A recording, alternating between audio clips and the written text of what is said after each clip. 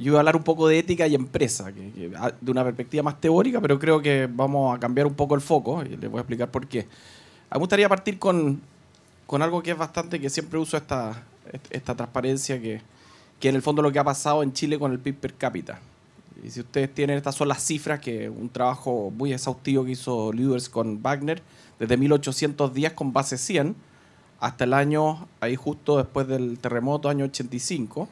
Quiero que vean la Gran Depresión, lo que fue la Gran Depresión en los 1920, lo que pasó en el año 70, después la crisis que tuvimos, la gran crisis del año 1982, que fue después de la Gran Depresión, un impacto tan grande como ese, y vean lo que pasó después.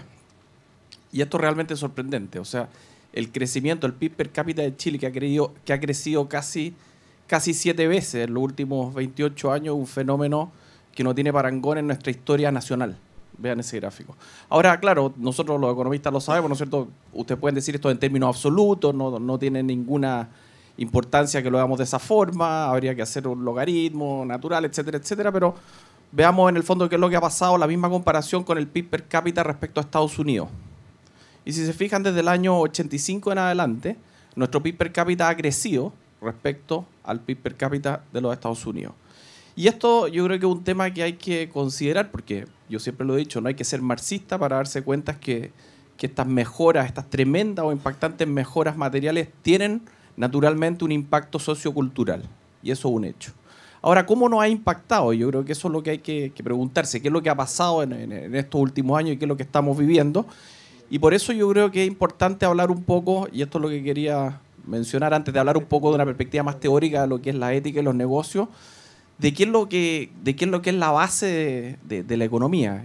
Y en el fondo nosotros solemos olvidar algo muy simple, y es el hecho de que el intercambio, ¿no es cierto? El intercambio es la base o el fundamento de lo que es la economía. El comercio, toda la economía se basa en el intercambio. Y esa es una propensión que es natural al hombre, eso todos lo sabemos. Hay una frase muy bonita de Adam Smith que dice: yo nunca he visto un perro intercambiando un hueso con otro. Y se refiere a qué tipo de intercambio, y él lo dice, el intercambio honesto y deliberado. Y eso es algo bastante crucial, porque claro, un perro le puede quitar un hueso a otro y le pega un mordisco y se lo quita. O a mí me pueden intercambiar mi billetera y me la roban y me la sacan. Pero si nosotros pensamos en términos del intercambio honesto y deliberado, creo que en ese sentido hay una componente ética o moral que es propia de la economía social de mercado y que de alguna manera nosotros tenemos que tener siempre presente. El hecho, y esto se puede discutir profundamente, el hecho de que la economía social de mercado tiene fundamentos morales es así, existen. Ahora, obviamente los individuos, las personas son el motor de la economía, pero las empresas también son un motor de este crecimiento y por tanto la responsabilidad de estas empresas en velar por esa componente moral a mí me parece fundamental. ¿Qué es lo que vivimos hoy día? ¿Qué es lo que se vive en Chile?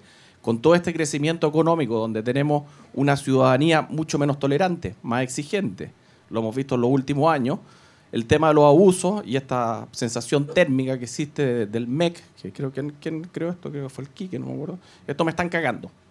Eso es lo que siente toda la gente. Y ustedes donde vayan me están cagando. Y firmé un contrato, condiciones que me están cagando.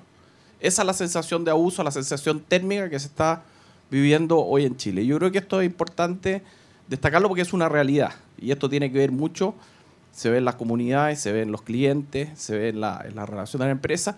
Y si Chile ha cambiado, yo también quiero ser un poco más optimista pese al pesimismo imperante, en el sentido que yo creo que las empresas y las nuevas generaciones también están cambiando en este tema.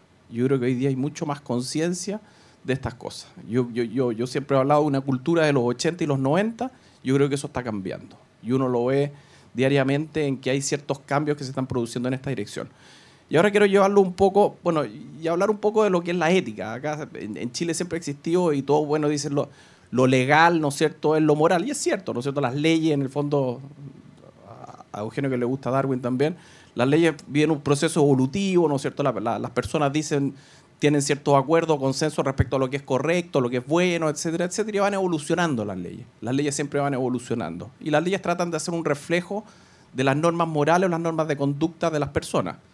Ahora, claro, el tema es que también hay leyes amorales, ¿no es cierto? Tenemos leyes amorales, por supuesto, que manejamos por la izquierda o la derecha, amoral.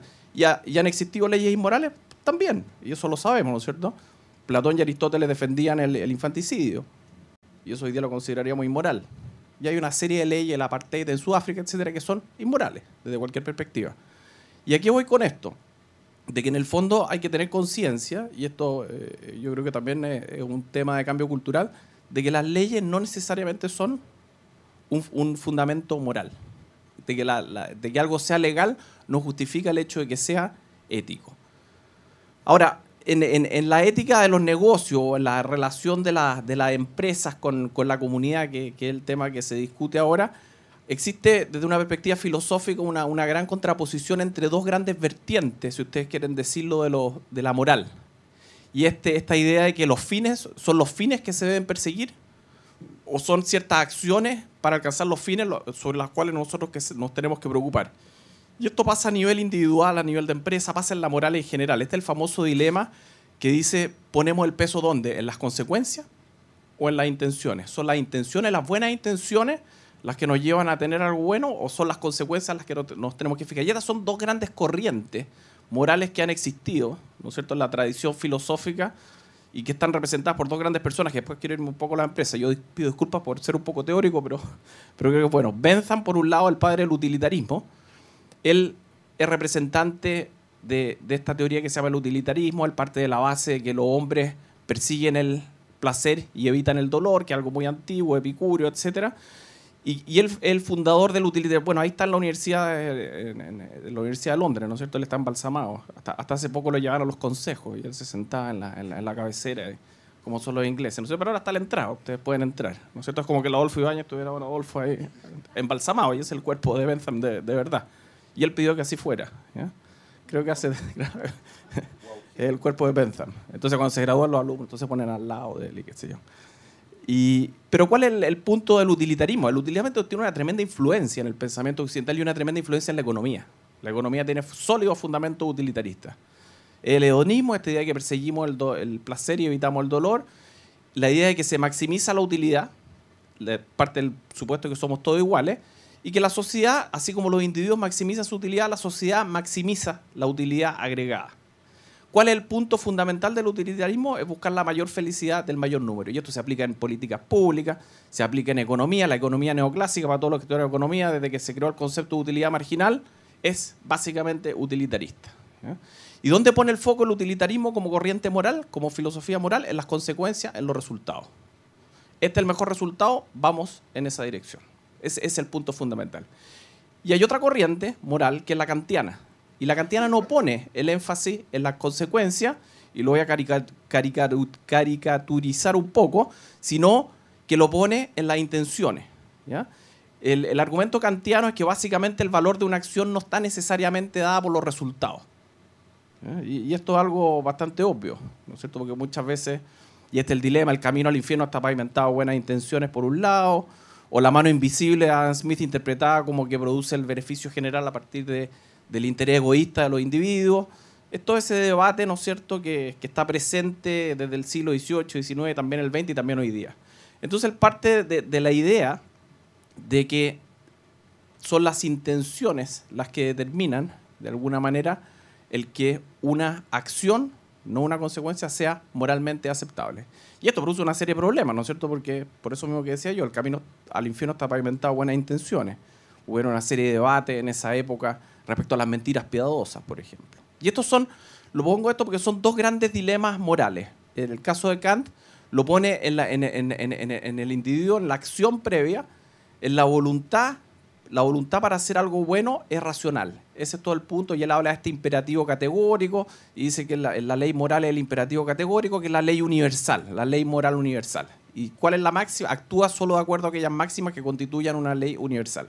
Ese es el punto kantiano. Un minuto, ya. ¿Y cuáles son las dos teorías que hay sobre la administración de la empresa? Bien simple.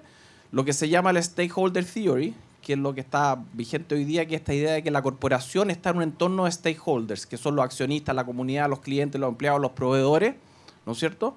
Y que la administración tiene una obligación con los accionistas. Bueno, y esto es bastante cierto, hay mucho de esto, y por otro quiero contraponerla a este famoso ensayo de Milton Friedman, que es del año 60, que la responsabilidad social de los negocios es aumentar las utilidades. Y yo quiero argumentar, y con esto voy a terminar, que básicamente esto es lo que ha imperado en Chile, yo diría en los 80 y en los 90, y que esto está cambiando. y que hay una serie de cambios, ¿no es cierto?, por un contexto distinto. Yo no sé si han escuchado ustedes, Michael Porter tiene toda esta idea de shared values, que es muy importante.